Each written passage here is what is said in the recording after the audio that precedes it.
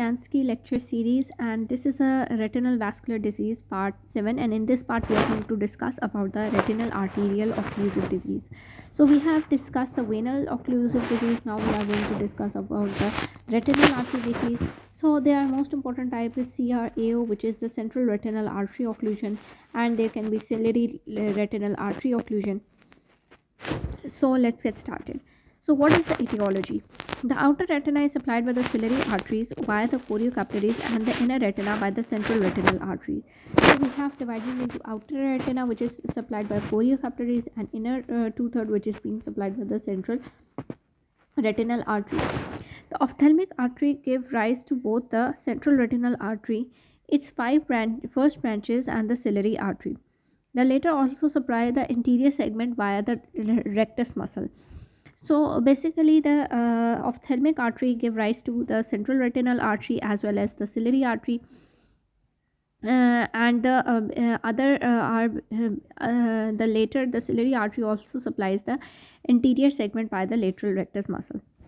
Atherosclerotic related embolism and thrombosis are thought to be responsible for the majority of the cases of the retinal artery occlusion. So in a case of artery, it is mostly the embolism or thrombosis that is occluding the artery, but the proportion of the cases due to each of these is unknown. Inflammation in and around the vessel, that for example giant cell arteritis, GCA, systemic lupus erythematosus, granulomatous with polyangiitis and polyarteritis nodosa, vasospasm, migraine and systemic hypotension contribute in minority. The origin of the emboli is most commonly an carotid plaque, and since the ophthalmic artery is the first branch of the internal carotid artery, embolic material has an easy route to the eye. So if there is an inflammation in and around the vessel wall, so if there is a vessel wall and there is like a giant cell arteritis, systemic lupus erythematosus, there can be granulomatous with polyangiitis, polyarteritis nodosa, and vasospasm can be the cause. Systemic hypotension is also considered the case of a artery occlusion. The origin of the emboli is most commonly an erythematous carotid plaque, and since the ophthalmic artery is the first branch of the internal carotid artery, embolic material has an easy route to the eye. So first there is a plaque formation in a carotid artery, and because the internal carotid artery gives first branch to the ophthalmic artery, so that is why the embolus material has an easy route to eye. Emboli can be refractile, yellow-white, cholesterol, Hollenhorst plaque, grayish elongated fibrin platelet aggregate, and non-scintillating white calcific particles, and rarely vegetation from the bacterial endocarditis, carotid, cardiac, myxomatous material, fat, and other. So there are three main types. So emboli can be a Hollenhorst plaque. Hollenhorst plaque. So what is a Hollenhorst plaque? It is basically yellowish white cholesterol plaques. Next is the fibrin plate, which is the grayish elongated fibrin platelets aggregate. Next is the calcific particles, which is a non-scintillating, and sometimes there is a vegetation from bacterial endocarditis, cardiac, myxomatous material. It can be fat and other causes.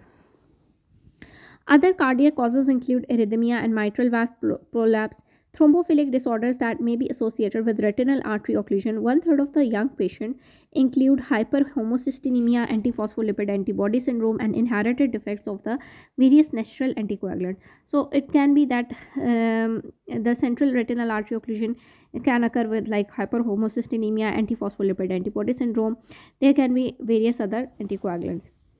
Sickling hemoglobinopathies and Sussex syndromes, retinocochleocerebral vasculopathy, a microangiopathy characterized by the triad of the retinal artery occlusion, sensorineural deafness, and encephalopathy are rare other association. So like sickle cell hemoglobinopathy can also cause artery occlusion. Then there is a Sussex syndrome, which is also known as a retinocochleocerebral RCC vasculopathy, which is basically having a triad. Retina include retinal artery occlusion, cochlea include sensorineural deafness, and C include cerebral include encephalopathy. So how do you so this is, let's see figure 13.37A is showing us a Holland horse plague. You can see the whitish, yellowish white plague of cholesterol, and B is showing large fibrin platelet emboli extending from the disc. C is showing us a calcific embolus, and C is showing us a large fibrin platelet embolus extending from the disc, and D is showing calcific embolus at the disc. So how you assess the patient systemically? So there is a systemic assessment. Following diagnosis and initial evaluation by the ophthalmologist, many elements of the assessment may be carried out by the specialist stroke team. Urgent specialist vascular evaluation is rapidly becoming the standard of care following a central retinal artery event, including the emesis fugax.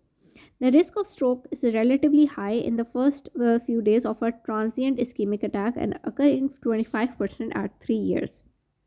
So whenever there is a transient ischemic attack, when there is a ischemic blurring of the eyes, then the risk of the stroke is relatively high, which occur in 25% in 3 years.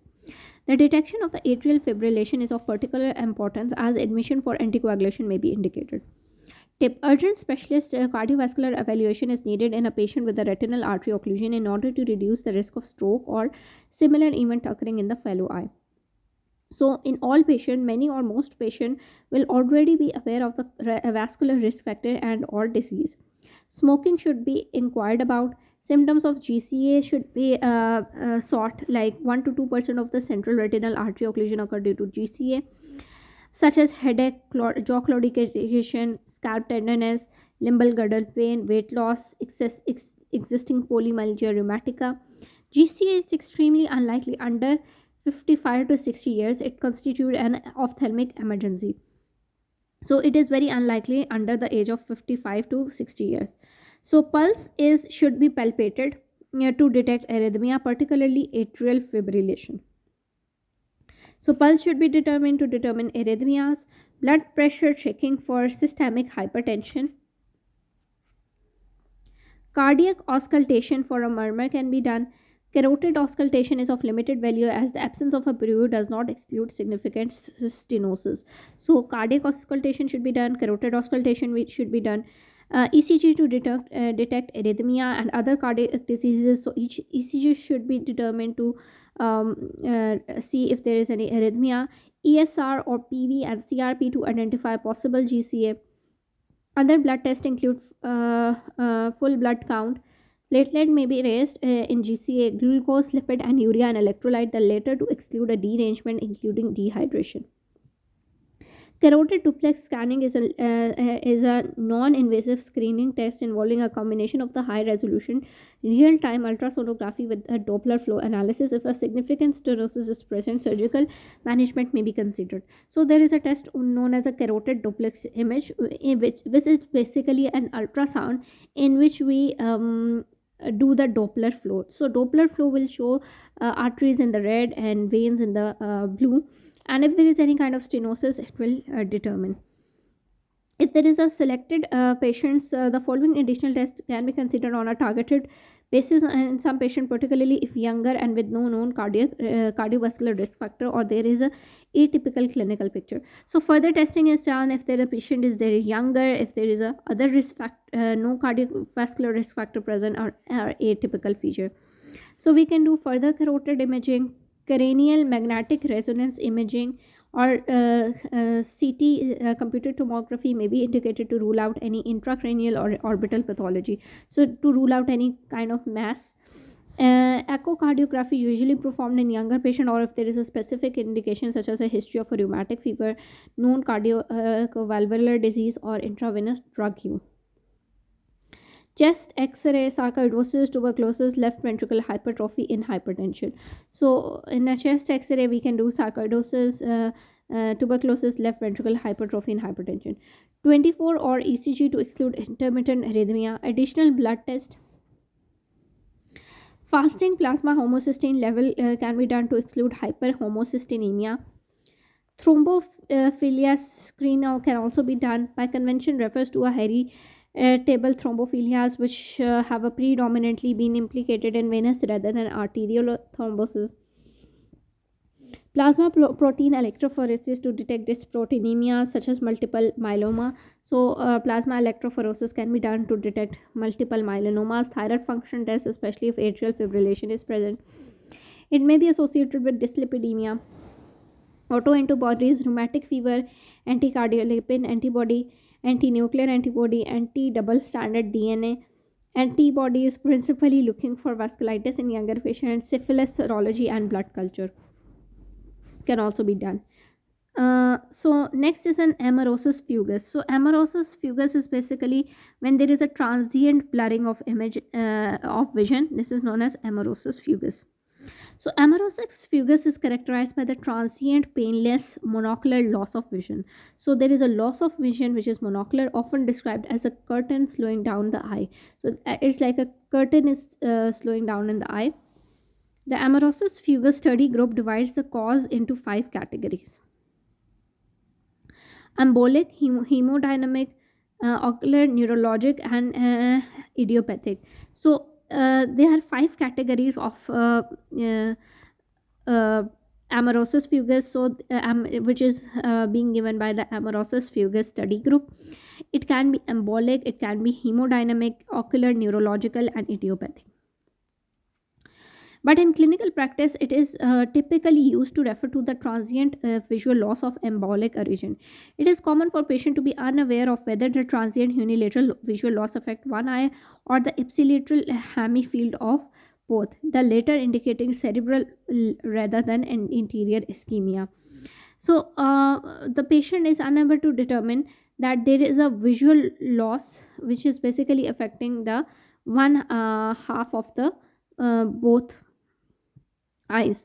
So if there is an ipsilateral hemifield of both eyes being lost, and embolic, it will suggest that there is some cause of cerebral rather than interior ischemia.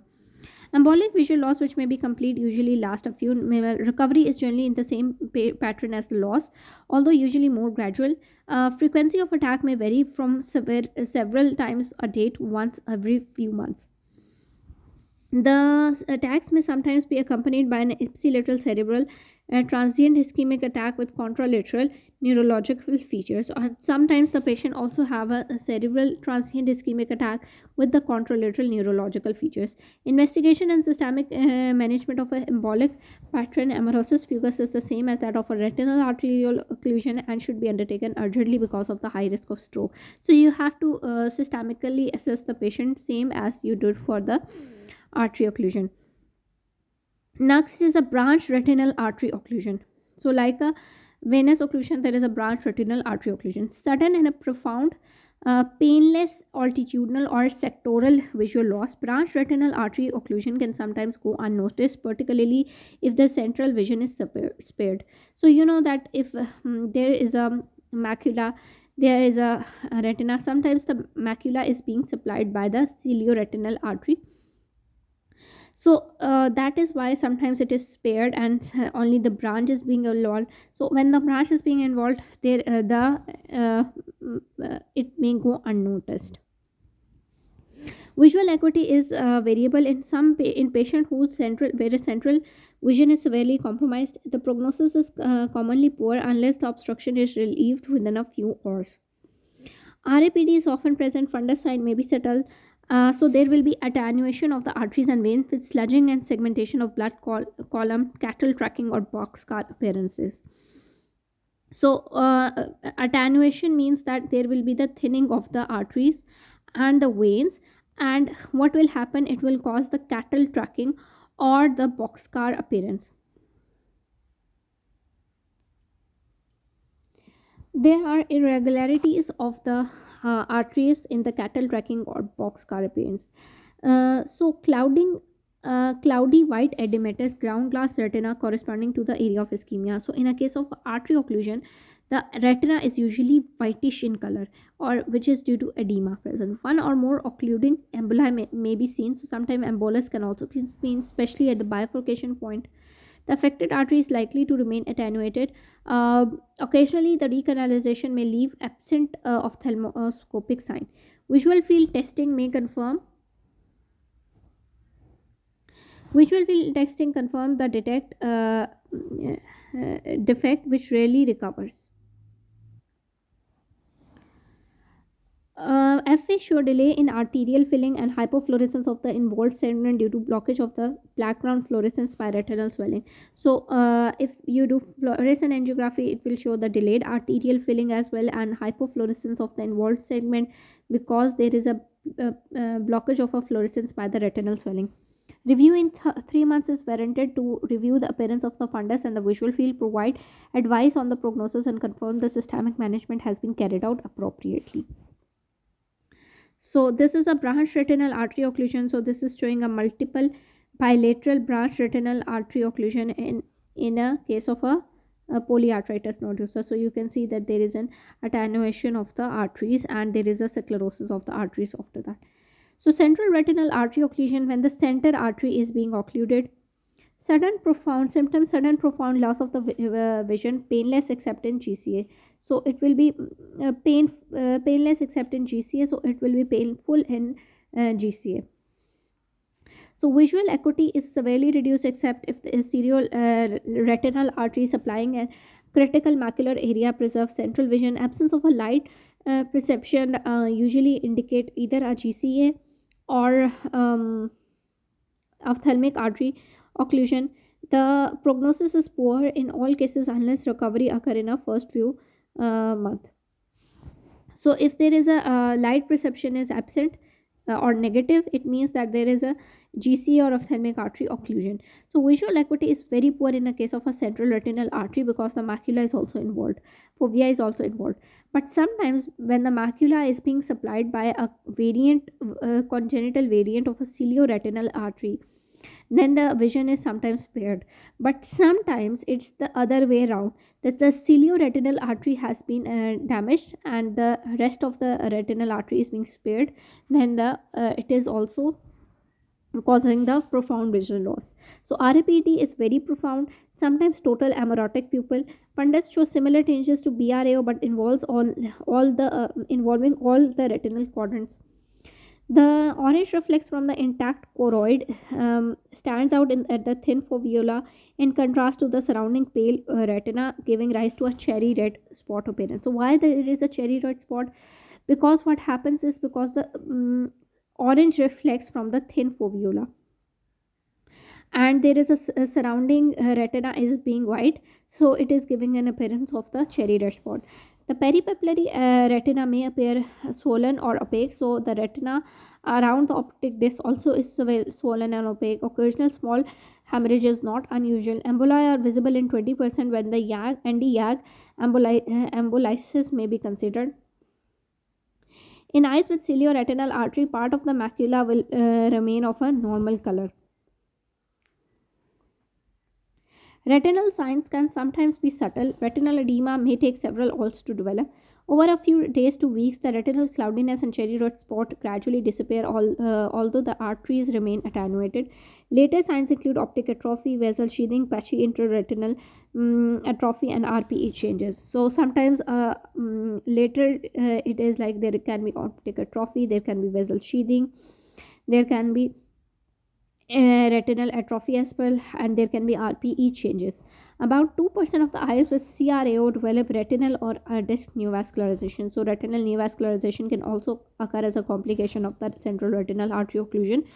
Rubeosis iridis may occur in up to 1 in 5 patient eyes, typically occurring earlier than in CRAO, which is 4 to 5 weeks compared to 3 months, or sometimes later, and along with a very poor vision may indicate ophthalmic artery occlusion. So usually it is after the 4 to 5 weeks the neovascularization develop in a case of a central retinal artery occlusion.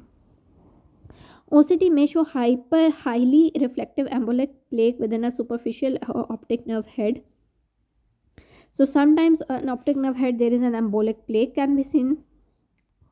FA show a variable delay in arterial filling and masking of a background choroidal fluorescence by retinal edema, same as the case of branch retinal artery occlusion. A patent cilioretinal artery will fill during the early phase. So cilioretinal artery usually fill in the choroidal phase. So it is if there is a cilioretinal artery present, it will fill before the arterial phase. So this is you can see figure embolic branch of the retinal artery occlusion. A is showing superior branch retinal artery occlusion due to embolus at the disc. So you can see that there is a whitish retina on the superior side and there can be embolus here. And B is showing that there is a filling of this part but unable to fill in this part, which is because it is black in color. And C is showing us uh, smaller macular branch artery occlusion, so only the macula is being involved. D is showing FA of C, showing hypofluorescence, so there is a hypofluorescence in that area.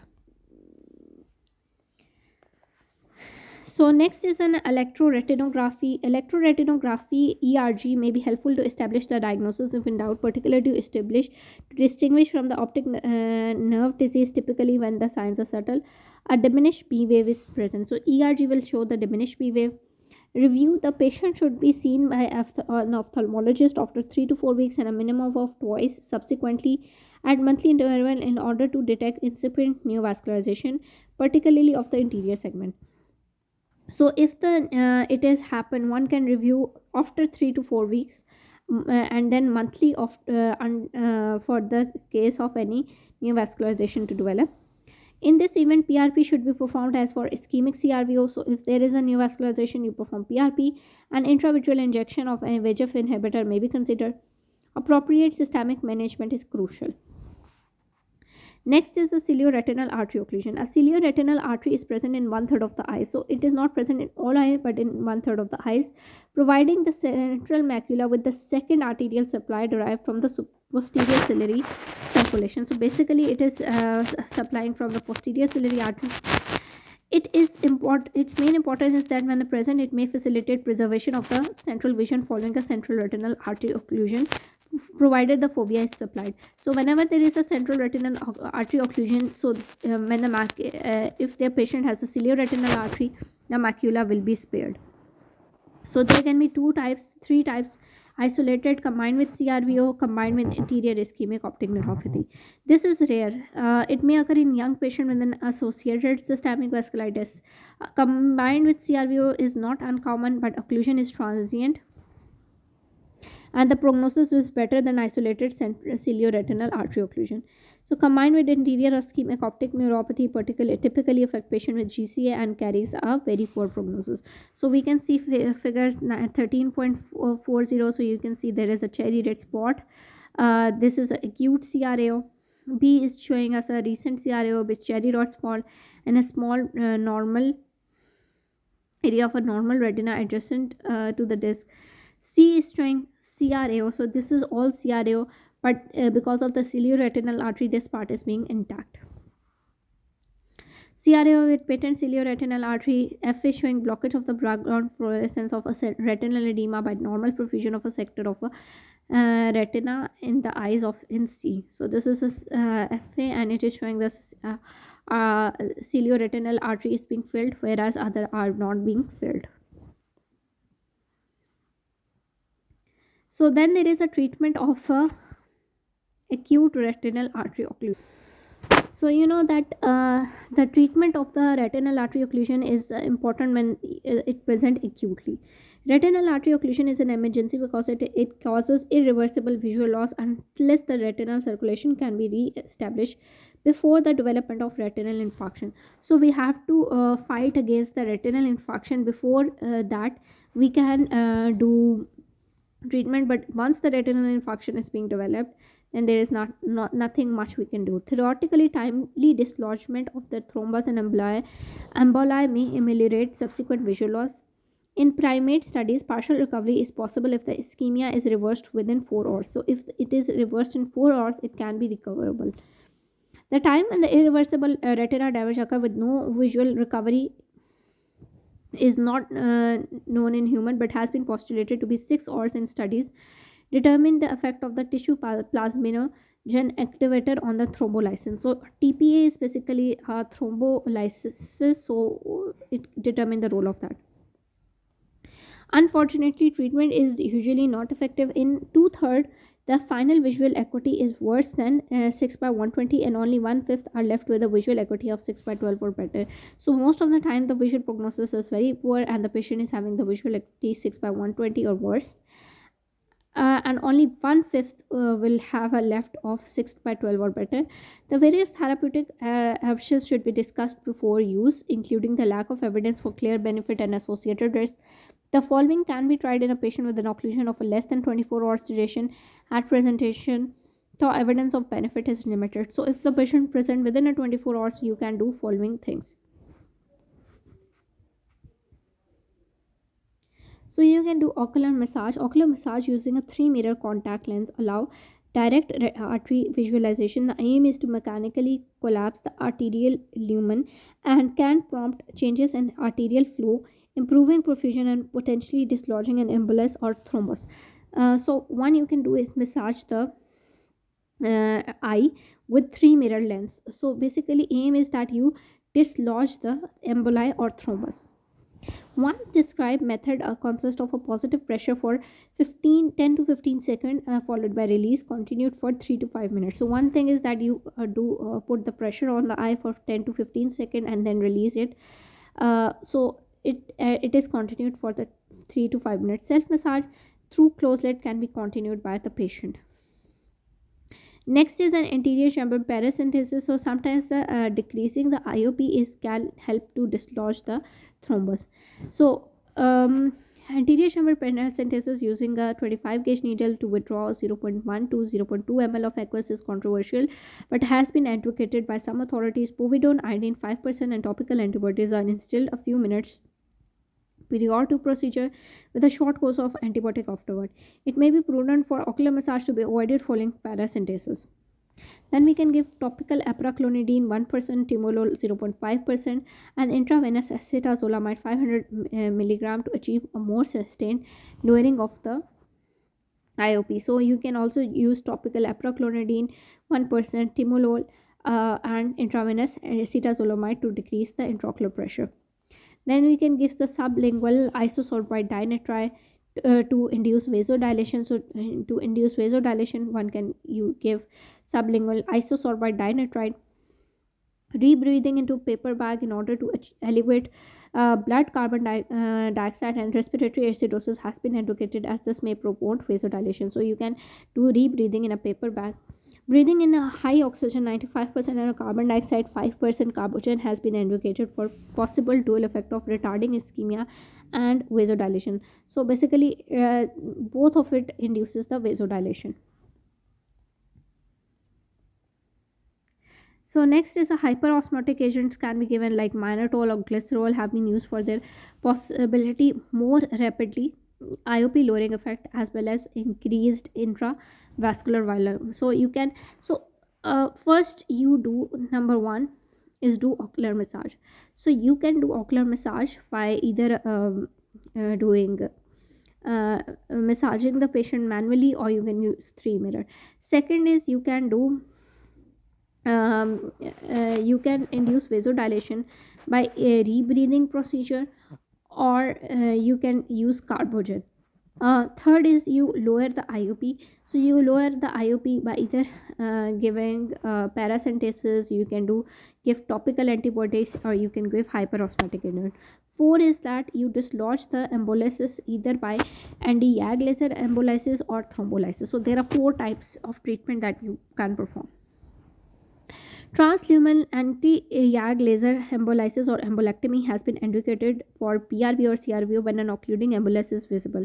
Although experience with this technique is limited, surprisingly good final visual results have been reported. A variable number of shots of 0.5 to 1 millijoule or higher to a maximum of 2.4 ml are applied directly to the embolus using a fundus contact lens. Embolectomy has been said to occur if the embolus is ejected into vitreous via a hole in the arterioles. The main complication is subretinal and vitreous hemorrhage in approximately half, which may be curtailed with pressure on the globe. So, just that you can do embolysis with anti-YAG laser, you can use a shot of 0.15 to 1 millijoule. but there are complications can occur like subretinal and vitreous hemorrhage. Next, you can use the thrombolysis explorating from the successful treatment of stroke and myocardial infarction. Various strategies have been used to deliver thrombolytic agent to ophthalmic arteries, including a local arterial, internal carotid, and ophthalmic and intravenous infusion. So you can go to the ophthalmic artery and you inject the thrombolysis agent. It is difficult to draw the conclusion from the published infusion. It is difficult to studies. However, a large multicenter trial of the local intraocular thrombolysis with the recombinant tissue plasminogen activator showed no benefit over a conservative treatment that included the isovolumic hemodilation. This finding may reflect the rapidity of the retinal dysfunction that occurs secondary to ischemia. So, because the ischemia is very rapid, so that is why most of the time this TPA did not work. And perhaps the resistance to resolution of the embolic versus thrombotic obstruction. To reduce the risk of the stroke and ischemic heart disease, the systemic factor responsible for the central retinal artery occlusion need to be determined and treated. So you can see this is a cilioretinal artery occlusion. A is showing secondary to embolus. B is showing FA of a different patient showing hypofluorescence in the affected area due to reduced filling and masking by the retinal edema. C is showing combined central retinal artery vein occlusion. So this is combined central retinal artery and vein occlusion. So there is an edema and there is a dilatation and toxicity as well. D is showing combined with anterior ischemic optic neuropathy. Next is systemic management following the retinal artery occlusion. So once the artery occlusion has been occurred, what can you do systemically? The risk of stroke is relatively high in the first few days following retinal artery occlusion or emesis fugax. Urgent referral to the specialist stroke clinic is advisable. Almost 95% will subsequently need a change in their systemic medication and 25% will require urgent surgical intervention. So there is a general risk factor: antiplatelet therapy, oral anticoagulation, carotid endarterectomy. So general risk factors as discussed above should be addressed and smoking should be discontinued. Urgent referral to an appropriate physician is mandatory for significant cardiac arrhythmia. So one should always look for to discourage smoking, to refer physician for the cardiac arrhythmia. Antiplatelet therapy is provided there are no contraindication, and immediate loading dose of 600 mg may be given. Alternative and additional agents include dipyridamole and clopidogrel. If fibrinolysis is being considered, this should be discussed with the physician prior to starting antiplatelet treatment. So antiplatelet therapy can also be given. Oral anticoagulation, for example warfarin, may be prescribed for some patients, particularly those with atrial fibrillation. Carotid endarterectomy may be indicated in a patient with symptomatic stenosis greater than 70%. So if there is stenosis which is greater than 70%, you can do carotid endarterectomy. Next is an asymptomatic retinal embolus. It is not uncommon to identify a retinal embolus on a routine examination of an asymptomatic older patient. This indicates a substantially increased risk of a stroke and ischemic heart disease, and management should consist of evaluation and treatment of the risk factor discussed above. A high threshold for carotid surgery is appropriate. So if there is a retinal embolism is present but there is no central retinal artery occlusion, you should refer the patient for evaluation and treatment of the risk factors. So that's it for the part 7. See you in the next lecture.